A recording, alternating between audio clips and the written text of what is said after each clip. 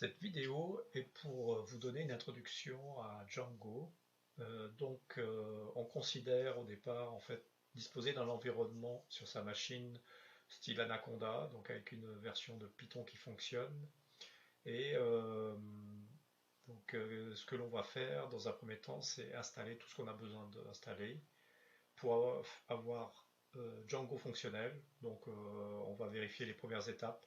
Ce que l'on verra, c'est que Django fonctionne beaucoup à l'aide de scripts, notamment pour démarrer un serveur, ajouter des utilisateurs, modifier par exemple la base de données, etc. Il y a des scripts qui sont proposés, qu'il faut connaître. Et ce que je propose aussi, c'est de créer un environnement particulier pour Django. En utilisant Anaconda, on peut créer un environnement virtuel.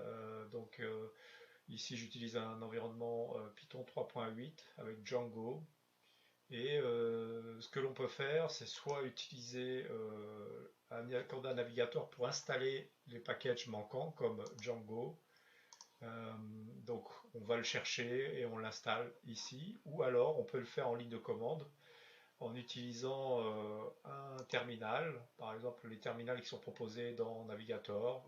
Moi je vais utiliser PowerShell ici, ce qui va nous permettre d'avoir ici la possibilité de faire des lignes de commande. Il y a quelques lignes de commande à connaître, et donc ça va être les premières étapes. Je conseille aussi de créer un répertoire dans lequel on va mettre nos projets Django. Je vais faire ça dans mes documents, j'ai créé déjà. Donc ça va être un répertoire dans lequel on va mettre en place nos sites web. Django fonctionne par projet, donc il y a une commande pour créer un projet et par la suite on peut modifier le projet de site et donc le faire évoluer, donc indépendamment d'autres sites. Dans un premier temps, comme je l'ai dit, on va installer Django avec la commande conda, donc on fait conda install. On va chercher sur le canal Anaconda, Django.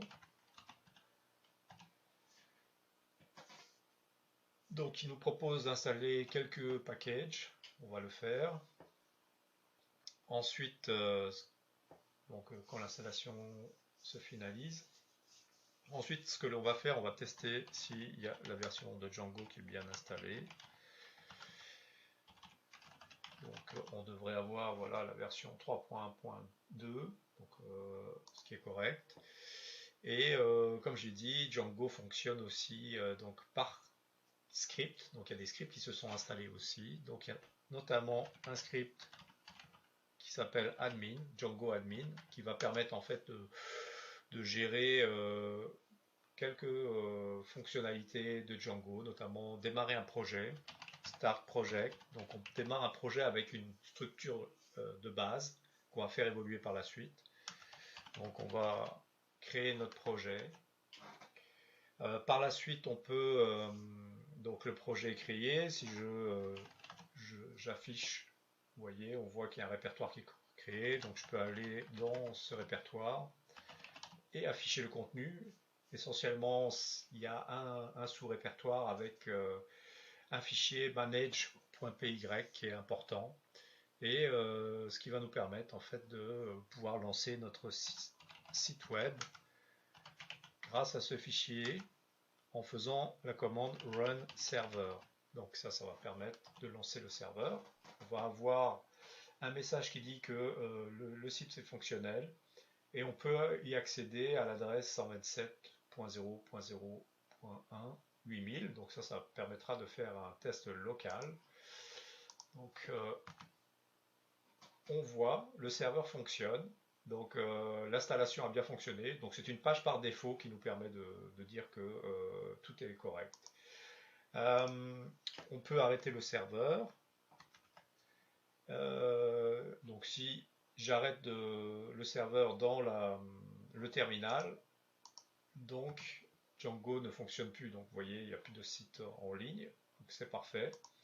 Ce que j'ai besoin de faire,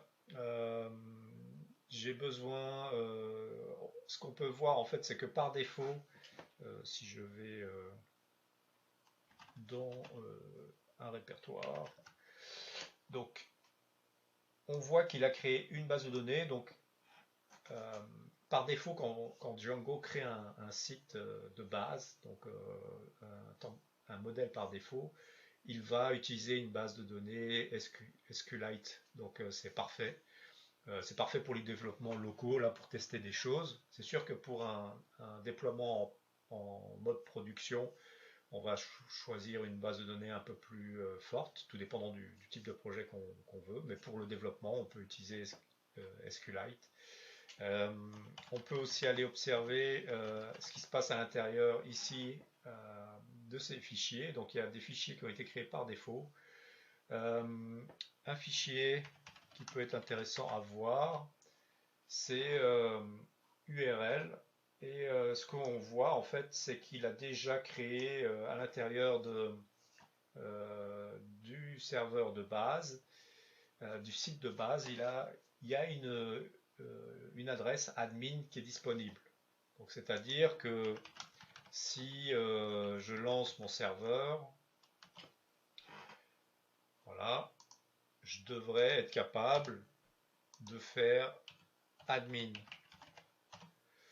Donc on obtient une console d'administration.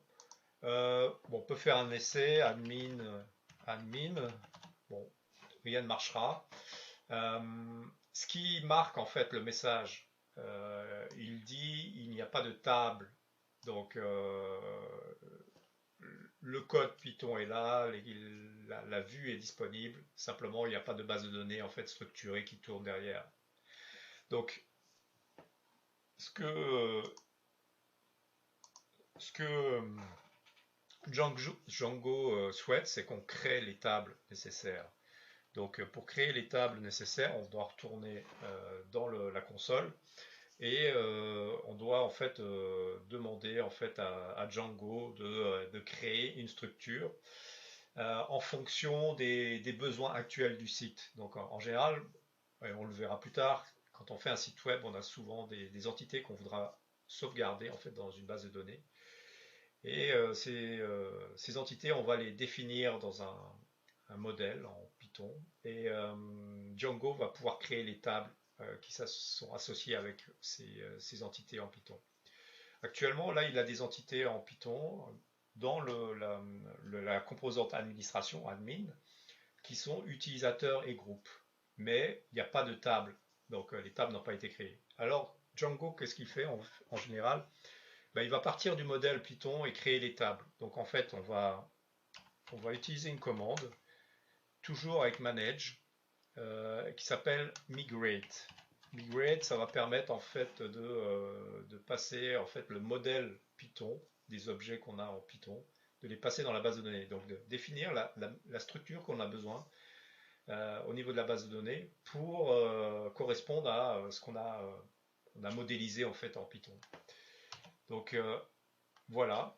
Donc qu'est-ce qu'on voit? En fait, on voit qu'il va créer une base de données avec des tables. Puis on le voit ici, en fait, on voit les tables qui vont se créer. Il y a des tables, donc par défaut, Django crée une base de données avec la gestion des groupes, la gestion des autorisations, etc. Il y a des tables qui vont se créer qu'on pourra utiliser en fait dans notre site. Mais bien sûr, nous on aura besoin d'autres tables. Puis ça va venir par la suite quand on va faire évoluer le système. Alors, on peut faire tourner maintenant le site. Voilà, on continue, on fait tourner le site. J'enlève ça, on va se mettre en admin. Bon, c'est quoi le mot de passe? Bon, on ne le sait pas, on essaye admin, admin. Donc ça marche pas. En fait, la base de données a été créée, mais elle est vide en fait. Donc on n'a pas créé d'utilisateur. Là, pareil, pour créer un utilisateur style administrateur, bah, il faut aussi lancer une commande donc dans la console. Donc je vais juste arrêter le serveur pour l'instant. Et cette commande, pareil, elle va passer par un script qui est dans manage donc, et qui s'appelle create super user. Donc on va créer un super utilisateur, on va l'appeler donc le login admin. On peut mettre admin, donc admin.com, mettre une adresse. L'idéal, ce serait de mettre la vraie adresse. On va mettre le même mot de passe. On va mettre un mot de passe. Et en fait, Django a une vérification. En fait, il peut mesurer la force ou la robustesse de votre mot de passe. Là, j'ai mis login et mot de passe identiques, donc il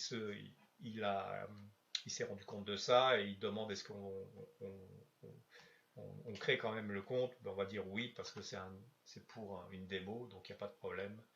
Mais dans la réalité, il faudra avoir un mot de passe un peu plus sécuritaire. Donc maintenant, on a créé un super utilisateur. Donc on a fait les étapes de créer un projet, migrer la base de données donc pour avoir déjà une première structure de base de données. Et là, on vient de créer un utilisateur. Et donc maintenant, on peut lancer le serveur et constater qu'effectivement, on a normalement notre outil d'administration qui fonctionne. Pas de problème. On a un outil d'administration, comme je l'ai dit, qui est très simple. On peut gérer les utilisateurs et les groupes. C'est certain que plus on va avancer dans le site, on va créer des tables avec d'autres besoins. Mais on a déjà un début de site de gestion et on peut voir le site, la page principale. Là aussi, ça, on va la faire évoluer. Mais dans cette vidéo, ce qu'on voulait mettre en place, c'était l'environnement de base pour travailler, ce qui est réussi.